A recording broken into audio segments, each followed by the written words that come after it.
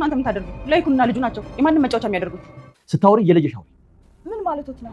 ሰው እየለየሽ ማለት እና እኔ አምራን ነኝ ባለጌው? ቢገባክ ያንተ ልጅ ናት። እሺ ስጋደ ምን? የኔ ልጅ እኮ አይደለችም። ፍቅረኛዋን አስቀምጣ ከሌላ ሰው ጋር የምትማግረው። ዝም አይባትም። እቺ ንገሩኝ ባል እንደ ኑሐሚን እንኳን እኮ ክብሯን የጠበቀች አለች። እቺ ዘልዛላ አባዬ በቃ ከዚህ ነው። ምን አላወቅሻሉ የሆዴን አለ ዘፋኙ። ንገሪያቸው እንጂ ስለ ጨዋነትሽ። አምራን አታደርጊም። እቺ ጨዋ የምትሏት ኑሐሚን ከማንነቱ ያልታወቀ የ2 ወር ጽንስ በሆዷ ይዛለች። ምን? አንቺ ግን ምን አይነት ሰው ነሽ እንዴ? ልጄን በማለት ነገር የምትከሻት? እንግዲህ የነገረችኝ የቤታችሁ ሰራተኛ ናት። የእርግዝና ውጤቷን የሚያሳይ ወረቀት አምጥታለች። እንግዲህ እቺ ነው አባት ሚስት ሊያደርጉልክ የነበረው። ኑሐሚን በፍጹም ይሄን ታደርግ አትችልም። አትችልም ኑሐሚን። ኑሐሚን አላውቅ። ውይ ናሁም፣ እነዚህ ሴቶች ከዚህ ቤት አስወጣልኝ። እኔ ከዚህ በላይ ጭንቅላቴ ምንም መቋቋም አይችልም። አንተ በየጊዜው የምትቀበለውን ገንዘብ አንድ ላቃ የምታኖረው ለኤርሚያስ ነበር። መኪና እስከመግዛት እንደርሳለን። አንቺ ውሻ አልሽን ዝጊ። ውሻ? እንዴት ነው እንደዚህ ነገር የምታደርገው? ምን እያደረግህ? እንዴት ሁለት ሴቶችን ህይወት ታበላሻለህ አንተ? ምን አይነት የማይረባ ነገር ነው ያደረግከው? ምን አይነት ቆሻሻ ሰው ነህ አንተ ግን?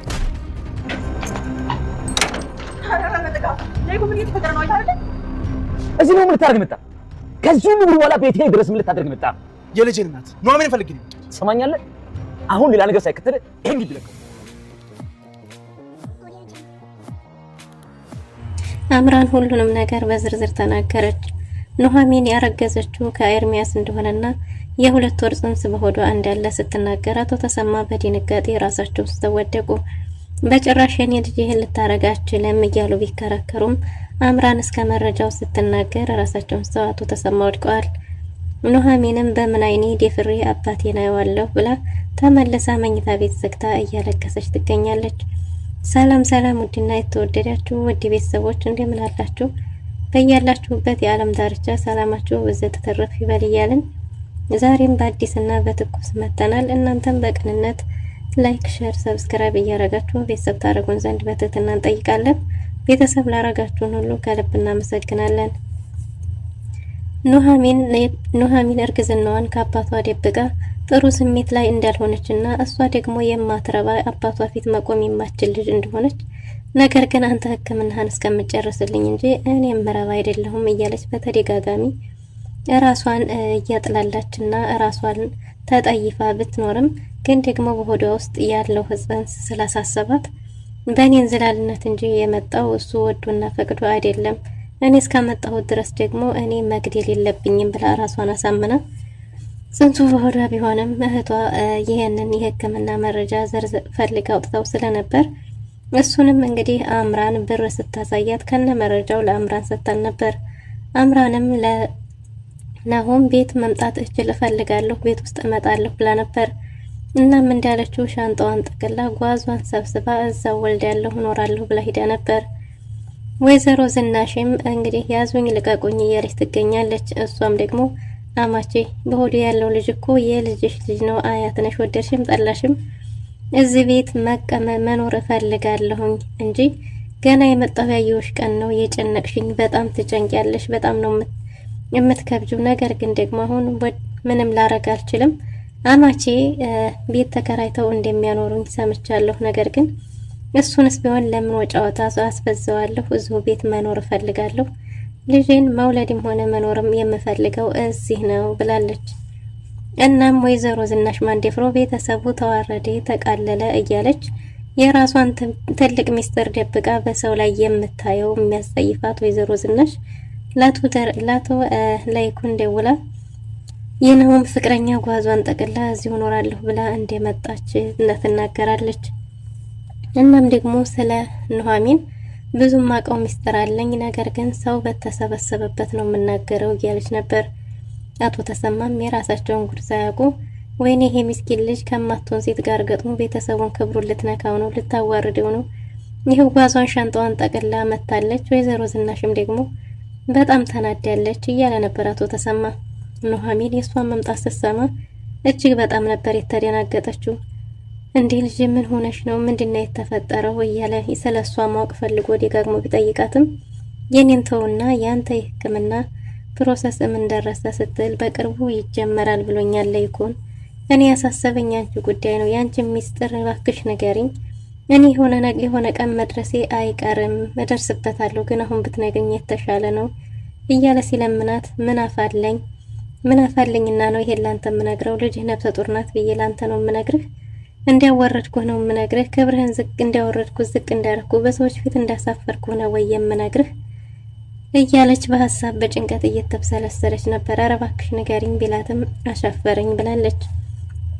ናሆምና ለይኩንም ቢሮ ውስጥ ስለነበሩ ቆይ አብረን እንሄዳለን ቢባልም ናሆም አይ እኔ አሁኑን ሄጄ አንጠልጥዬ አስወጣታለሁ እንጂ በጭራሽ አንተ መሄድ የለብህም ስራህን ጨርስ ብሎ አባቱን ተቀድሞ መጥቶ ነይ ውጪ ስትባል በጭራሽ ከዚህ ቤት አልወጣም፣ መኖር የምፈልገው እዚሁ ነው፣ መውለድ የምፈልገውም እዚሁ ነው።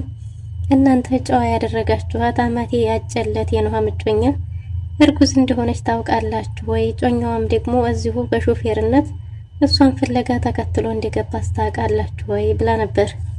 ይህም የሆነው ምንድነው?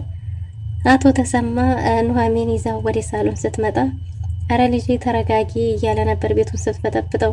ያንተን እርዳታ አንፈልግም ብላ ነበር ወይዘሮ ዝናሽ። እና አባቴ ምን ተናገረና ነው ለሱን የምትቆጨው ስትላትም ኑሃሚን ሚስጥሩ እሷ ጋር ስለሆነ እኔ መቆጣት ሳይሆን እርዳታ ያስፈልገንም እኛም በቃለን ያልኩት እያለች ነበር። ናሆምም እባክሽ ውጪ እያለ ቢጮህም እሷ ግን በጭራሽ አልወጣም፣ እዚሁ ነው መውለድ የምፈልገው። ከዚህ ወጥቼ ልጄን እስከምወርድ ድረስ የቤት ኪራይ ትከፍላላችሁ። ከዛ ልጄን ከወለድኩላችሁ በኋላ ደግሞ ልጄን ቀምታችሁ እኔን ጎዳና ላይ ልጥሉኝ ነው? በጭራሽ እንደዛ እንዲሆን አልፈቅድም። እዚሁ ነው መሆን የምፈልገው፣ እዚሁ ነው መውለድም የምፈልገው ብላ አሻፈረኝ ብላለች። ናሆምም ጓዝሽን ጠቅለሽ ውጪ እያለ ቢልም የያዝኩትን ትልቅ ሚስጥርማ ስለ ኑሃሚን ጨዋነት ሳልናገር አልወጣም ብላለች። አቶ ተሰማ በነበረበት ቆይ አንተ እኔን የምትቆጣው እኔን መካሪ የሆንከው ልጅህን አትመክርም ነበር? ልጅ የሁለት ወር ጽንስ በሆዷ እንዳለ ታውቃለህ ስትል የኔ ልጅ በጭራሽ እንደዛ አትልምና ልጄን እንደዛ አርግሽ አትናገሪ እያላት ነበር። ኑሃሚንም አታደርጊውም አምራም ብትላትም ምኑን ነው ማላደርገው? ከነ ምርመራ ወረቀቱ እኮ የቤታችሁ ሰራተኛ ናት አምጥታ የሰጠችኝ። ስለዚህ የሁለት ወር ጽንስ በሆዷ እንዳለና አፍቃሪዋም ደግሞ እዚህ ቤት የኤሚ ሾፌር ሆኖ የገባው የሱ ነው፣ ከሱ ነው ያረገዘችው ብላ ስትናገር ኑሃሚን በሰዓቱ አባቷ ፊት መቆም ስላልቻለች ሮጣ ወደ መኝታ ቤት ገብታ ነበር። እናም አቶ ተሰማም በጭራሽ የኔ ልጅ ይህን ልታረግ አትችልም ብሎ ራሱን ስቶ ወድቋል።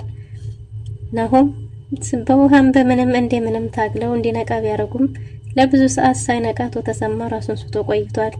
እናም ወደ መኝታ ቤት ወስዶ መኝታ ቤት እረፍት እንዲያረጋ አረገ። በኋላ አሁንም ሲነቃ ኑሃሚንን ሲያት መልሶ ራሱን ስቶ ነበር። ናሆም ነገሮች እስከሚስተካከሉ ድረስ ከፊቱ ዘወር በይረጋጋ እያላት ነበር።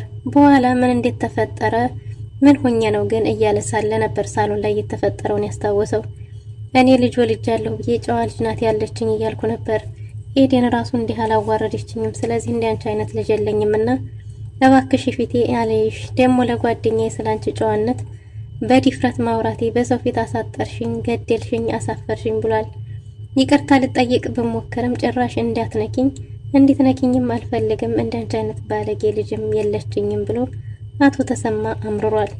ኑሃሚንም የማን ሚስጥር ወጥቶ የማን ይቀራል ብላ እንግዲህ ሚስጥሩን ለማፈንደት ወስናለች። ናሆም ግን በዚህ ሰዓት ከጎኗ ነበር የነበረው። በዚህ ሰዓት ተጎጂ ሆነው እኔና ናሆም ነን እንጂ አንቺስ ብትወኚ ቢያንስ እኔ እንኳን በፍቅር በሚሉት ተታልዬ አይኔ ታውሮ ነው፣ አንቺስ ሳለሽ አይደል እንዲህ በአንድ ሰው ሁለት ገላ ብላ ጉዷን አፍልተዋለች። እናም ኤርሚያስ ተብዬው እሷንም ወደድኩሽ አፈቀርኩሽ ቢልም የራሱ ሀብት ስራ እንዳለው አስመስሎ እሷን ቢተዋወቃትም የሚተዳደረው ግን አምራን ከናሆም በምትወስደው ሀብትና ንብረት እንደሆነ መኪናም እንደገዛችለት ጭምር ተናግራለች። በዚህ ሁኔታ ውስጥ የተጎዳ ነው አሁንም ቢሆን ተጎጆቹ እኔና ናሆም ብቻ ነን እና ካንቺ እኔ ይሻላል ብላ በድፍረት ስትናገር ምን ሀብትና ንብረት የማይገባበት ቦታ የለም ለካ ብለው ወይዘሮ ዝናሽ የበለጠውን አብዳለች። ናሆምም አምራንን እጇን አንጠልጥሎ ከግቢ ካስወጣት በኋላ ኤርሚያስ ጋር ሲሮጥ ሄዶ ኤርሚያስ እና ናሆም ተደባድበዋል። ኤርሚያስ ኑሃሚንን እጅግ በጣም ነው የምወዳት፣ እዚህ ቤትም ያለ ደረጃ የመጥቼ ሾፌር ሆንኩት እሷን ስለምወዳትና ስለማፈቅራት ነው። የልጅን እናሳሊዝ ከየትም አልሄድም፣ ስራም ቢሆን አልለቅም ብሏል። ከቤቴ ውጣ፣ ከቤተሰቤና ከህይወቴ ውጣ ቢለው ናሆምም ሁላቸውም ተደባድበው ግን ደግሞ በጭራሽ ቤተሰባችን መሀል ላይ አልፈልግም ብሏል። ኤርሚያስም ከኑሐሚን የሚለየኝ ሞት ቢሆን እንጂ ሌላ ምንም ነገር የለም እያለ ነው። ኤርሚያስ ግን ሌላኛዋ ልጁስ ብትመጣ ደግሞ ምን ብሎ ለኑሐሚን ሊያስረዳት ነው? እናም እንግዲህ ናሆምም ወደ ቤት ከተመለሰ በኋላ ወደ ቤት ሲመለስ ለድጋሜው በእንደዚህ በቀልድ እንደማይተወው ነገሩን እስከ ህይወት መጣፋት እንደሚደርስ ነግሮታል። ኤርሚያስም ኑሐሚንን እስካልያዘ ድረስ ግን ምንም ነገር እንደማይፈራና ወደ የትም እንደማይሄድ እሱም ተናግሯል።